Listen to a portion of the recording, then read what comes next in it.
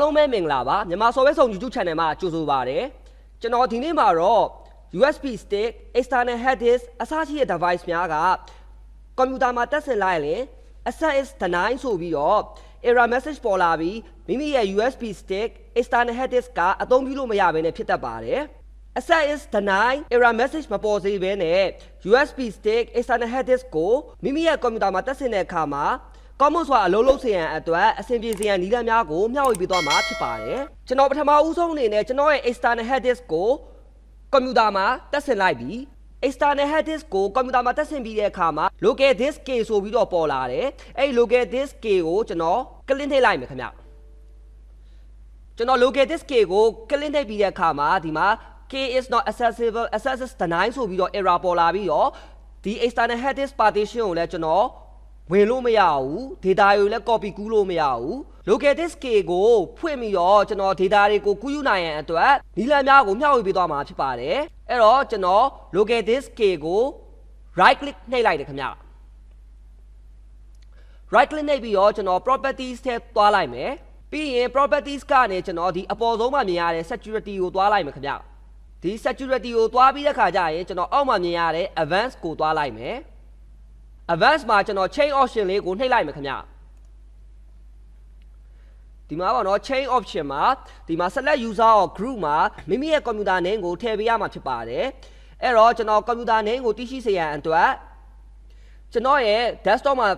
မြင်တွေ့ရတဲ့ my computer ကို right click နှိပ်လိုက်မယ်ခင်ဗျ right click နှိပ်ပြီးတော့ကျွန်တော် properties ထဲဝင်လိုက်မယ်ဒီမှာပေါ့နော်ကျွန်တော်ရဲ့ကွန်ပျူတာ name ကတော့ဒီမှာ 2G ပေါ့နော်တကယ်လို့မိတ်ဆွေတို့ကမိမိရဲ့ကွန်ပျူတာ name ကမတေချာဘူးဆိုရင်ဒီမှာ rename this PC ဆိုပြီးတော့ဒီ option လေးကိုရွေးလိုက်လို့ရတယ်ခင်ဗျ to rename this computer or change its domain ပေါ့နော်ဒီအဲ့ option တွေက change လေးကိုနှိပ်လိုက်လို့ရတယ်ခင်ဗျတကယ်လို့မိမိရဲ့ကွန်ပျူတာ name ကိုတေချာစွာမသိဘူးဆိုရင် rename ပြန်ပေးတာပေါ့နော်နာမည်အသစ်ပြန်ပေးလိုက်တာအဲ့တော့ကျွန်တော်မိတ်ဆွေတို့ကမိမိရဲ့ကွန်ပျူတာ PC နဲ့ကိုမသိဘူးဆိုရင်ဒီ change option လေးကိုနှိပ်လိုက်ပါမိမိမှတ်မိတဲ့နာမည်ကိုပေးလို့ရပါတယ်ကျွန်တော်ကတော့ကျွန်တော်ရဲ့ကွန်ပျူတာ name ကိုမှတ်မိတဲ့အတွက်ပြန်ပြီးတော့မပြောင်းတော့ဘူးမိတ်ဆွေတို့ကတော့မိမိမှတ်မိတဲ့ကွန်ပျူတာ name ကိုပေးပြီးတော့ okay ပေးပြီးတော့ကွန်ပျူတာ restart ကြပြီးသွားရင်မိမိရဲ့ကွန်ပျူတာ name ကိုအသစ်ပြန်ပြီးတော့နာမည်ပေးလို့ရပါတယ်အဲ့တော့ကျွန်တော်ကတော့ကျွန်တော်ရဲ့ကွန်ပျူတာ name ကိုမှတ်မိတဲ့အတွက်ကျွန်တော်ဒီမှာ cancel ပဲပေးလိုက်မယ်ဒီမှာလည်း cancel ပဲပေးလိုက်မယ်ပြီးရင်ကျွန်တော် software security ကနေ advanced ထဲမှာသွားပြီးတော့ chain ကိုနှိပ်ထားရတယ်အဲ့မှာကျွန်တော်ရဲ့ computer name ပေါ့နော်ကျွန်တော်ရဲ့ computer name 2G ကိုနှိပ်လိုက်မယ်ပြီးရင်ညာဘက်မှာမြင်ရတဲ့ check name ဆိုတဲ့ဟာကိုပေးလိုက်မယ်ခင်ဗျပြီးရင် okay ကိုနှိပ်လိုက်မယ် apply option ကိုရွေးပြီးတော့ okay နှိပ်လိုက်မယ်ခင်ဗျကျွန်တော်တို့ local disk K ကိုပဲright click ပြန်နှိပ်လိုက်မယ်ခင်ဗျ right click နှိပ်ပြီးတော့ကျွန်တော် properties ကိုရွေးချယ်လိုက်မယ်စောစောတုန်းကလိုပဲကျွန်တော် security ကိုပဲအရင်သွားလိုက်မယ်ဒီမှာပေါ့နော် security မှာကျွန်တော်ဒီမှာ group or user name တွေရှိတယ်ဒီ group or user name တွေကိုကျွန်တော် remove ပြုလုပ်လိုက်ရမယ်ခင်ဗျအဲ့တော့ကျွန်တော် system ကို remove ပြုလုပ်ရတဲ့အတွက်အောက်မှာမြင်ရတဲ့ edit ကိုနှိပ်လိုက်မယ်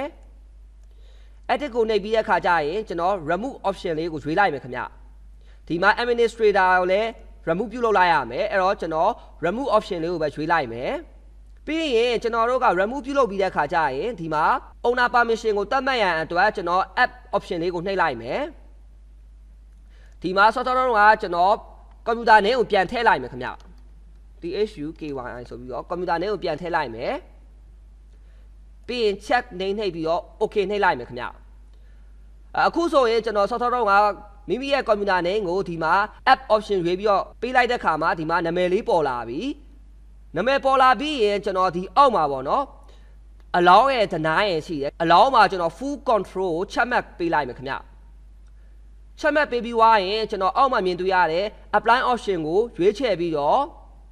continue ကိုနှိပ်လိုက်မယ် continue ထပ်နှိပ်လိုက်မယ်